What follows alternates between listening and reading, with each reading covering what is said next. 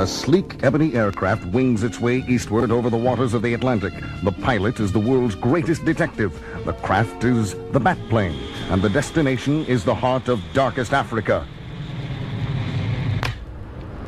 Batman here, recording entry number 21A from my mission logbook. I am currently cruising at 1,243 miles per hour at an altitude of 57,000 feet. My estimated time of arrival over Africa's Kabanzi jungle will be approximately 25 minutes from now. As for the purpose of this flight to the largely unexplored Kabanzi highlands, it all began only a few days ago, when Commissioner Gordon asked a favor of me in his office. John and Mary Tate, aren't they the man and wife team who won a Nobel Prize last year for their experiments with suspended animation? The same, Batman. And the fact that they'll be visiting Gotham City has been splashed all over the media. That's why I'd be grateful if you acted as the Tate's bodyguard while they're here. You're worried about possible action from enemy agents? Let's just say there are several unfriendly foreign powers who would have no qualms about kidnapping the Tates to obtain their vital scientific research. I'd feel a lot better if I knew you'd never be far from their side. Consider it done, Commissioner. Gordon was a cautious man, and he was right. Every major power on Earth has been trying to crack the secret of suspended animation for years, and the Tate's award-winning work in time suspension biology seemed to put them closer to perfecting the process than anyone else. All these thoughts ran through my mind as I met the famous couple that afternoon at Gotham Airport. Batman, this is indeed an honor. No one told Mary and me to expect such an esteemed figure to offer himself as our guide to Gotham City.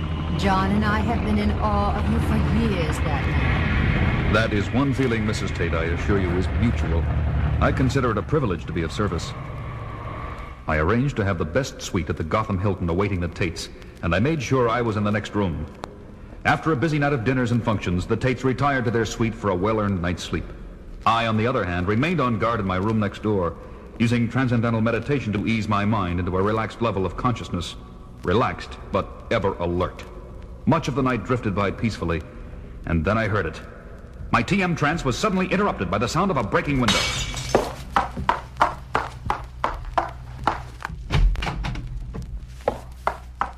The split second I rushed into their suite, I was attacked by what I never had a chance to see. It was so dark.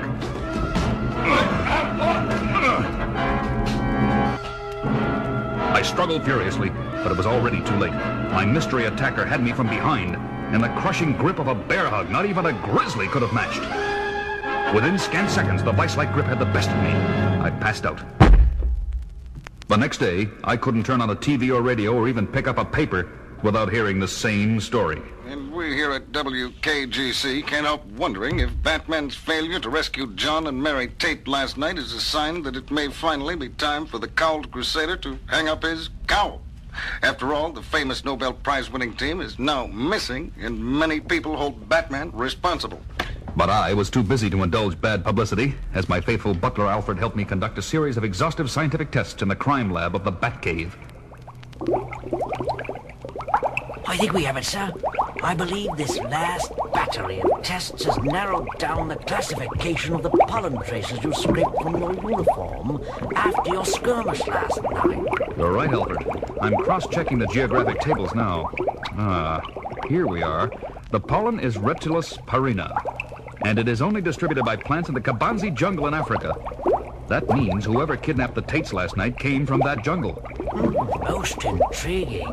I'll fuel the backplane for takeoff, sir. Sir? Yes, Alfred? About those unexplained traces of fur you found in the Tate suite, have you reached any conclusions? None, Alfred. At least none that makes any kind of sense yet. Moments later, I was winging my way eastward, leaving the Batcave and Gotham City behind, with one slim clue to go on and no idea what lay waiting for me in Africa. And speaking of Africa, I see the Kabanzi jungle is coming up directly ahead. It's time for me to wrap up this report. But before the Caped Crusader can end his log entry and switch off the tape... Trouble. One of my turbojets has backfired. The Batplane is nosediving out of control. Mayday! Mayday! Controls won't respond properly. A crash landing imminent. Doing my best to avoid...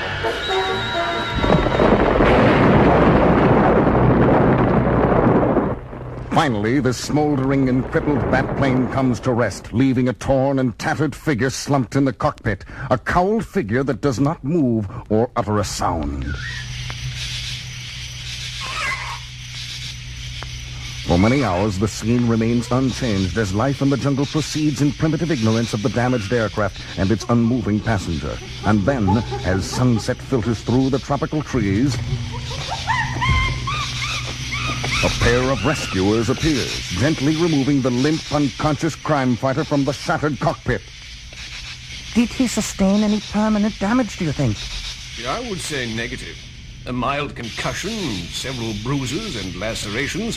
His injuries do not seem to extend beyond that. Once we get him into the city, our healing facility should completely restore his health. Right. To the city, then.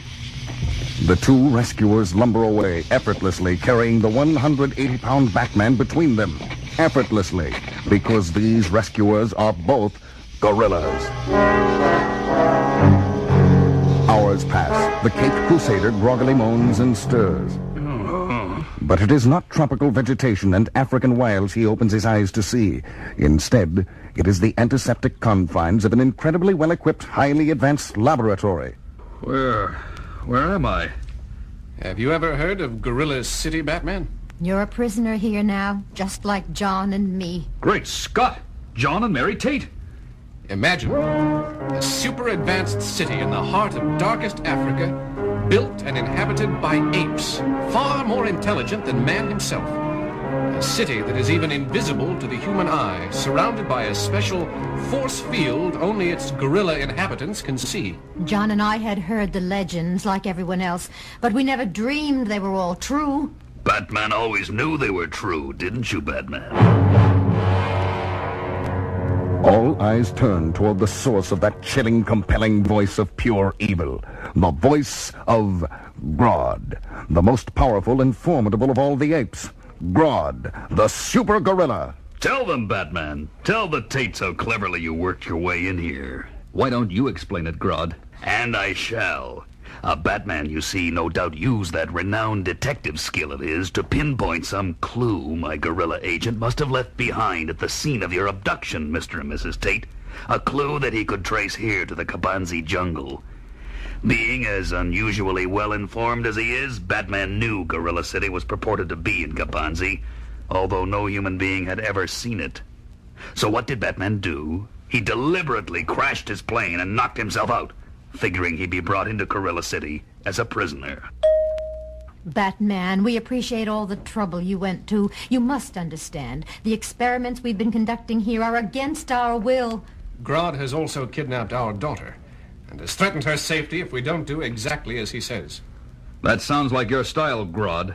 Just what is it about the Tate suspended animation work you find so fascinating? You're about to find out for yourself, Batman. Even before he can make a move to defend himself, Batman is seized by two gorilla guards and placed inside a plexiglass booth hooked up to an ominous pulsating machine. A machine monitored by John and Mary Tate. You see this little gadget I hold in my hand, Batman?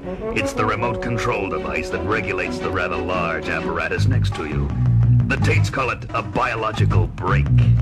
What it does is slow down a person's metabolism and body functions to an absolute minimum to prepare him for suspended animation. It would even work on gorillas if the setting were correct. But today, you are our guinea pig, Batman. Shall we begin? Grodd presses the remote control device. The biological brake is activated, and a bolt of shimmering energy seems to flash through Batman's body. A moment later, the plexiglass booth is raised, and its prisoner staggers out. Something wrong, Batman? You look a bit under the weather. Why don't you say something? Anything. What's happening to me? Very simple, Batman. You have become a living example of slow motion. You now walk, talk, react, even think 10 times slower than a normal man. The world's greatest detective has been rendered totally useless. Now let's see how good you are at defending yourself.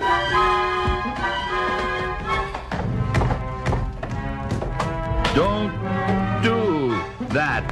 Stop it, Grodd. You're tossing him around like he was a rag doll. Please stop, you'll kill him. Hardly. Batman does not deserve such an easy death. I am through toying with him for now. What I have in mind for his demise will be far more excruciating.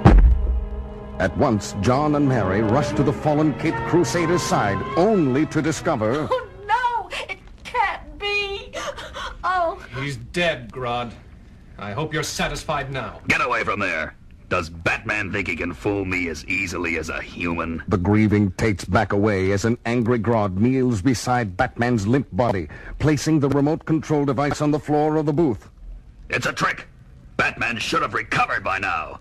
The slowdown effect is temporary. Grodd places his massive head over Batman's chest, listening for a heartbeat that isn't there. But he doesn't notice Batman's hand moving slowly toward the remote control device. His fingers find the activator button. They push it. And Grodd is immersed in a bolt of shimmering energy this time, while the masked manhunter unexpectedly springs to his feet in time to avoid the pulsating beam. Batman, you're alive. I knew he couldn't be dead. I just knew it. And now, Grodd, let's see how you like a dose of your own slow medicine. It's not so easy, Batman. Oh my gosh, Grodd has grabbed Batman. Surprise, Batman. You forget, I'm a super gorilla. The biological break takes a lot longer to affect me. Long enough for me to crush the life out of you first. Desperately, every muscle in his superbly conditioned body being ripped apart in tortured agony, Batman tries to pry himself loose from the bone-crushing grip of the killer gorilla. That's it, Batman. Keep fighting it. The more you resist, the tighter my grip becomes. Until I've finished squeezing the very life out of you. Finally, the biological break finally took effect. Grodd's not even moving. But neither is Batman. Is he? And then a weak but reassuring voice puts the Tate's fears to rest. I'll be all right. As soon as I slip through Grodd's arms. His reactions are too slow to stop me now. And as an exhausted but breathing Batman extricates himself from what almost became a horrible crashing death. How in the world did you fool Grodd, Batman? When he listened to your heartbeat. He couldn't hear it, because I was practicing an extremely difficult form of yoga that allowed a full minute between heartbeats. Incredible. But what do we do now, Batman? Grodd's gorilla henchmen are all around us. They're harmless without their leader. It was brainwaves from Grodd's super mind that was dominating the other apes, forcing them to obey his commands. Normally, the citizens of Gorilla City are among the friendliest on Earth, but you'll soon see that for yourselves. And true to Batman's words, the super-advanced gorillas showed John and Mary Tate nothing but the finest VIP treatment. Thank you for returning our daughter to us so promptly, Solivar. Yes, you and the other gorillas have truly been splendid hosts these past few days. It's the least we could do, Mr. Tate, after what Grodd put your family through. But now that he's in our maximum security pen, Grodd won't be menacing the human race for many years to come. There you are, Batman. Does the jet craft we furnished meet your approval? Indeed it does, Solivar, and it's fueled and ready to go. Your daughter is already on board waiting to take off, Mr. Tate. Very well, then. It's time to say our farewells. Moments later, a gorilla jetcraft soars into the jungle sky as Batman pilots the Tate family home, leaving the invisible Gorilla City behind them once again, hidden forever in the wilds of darkest Africa.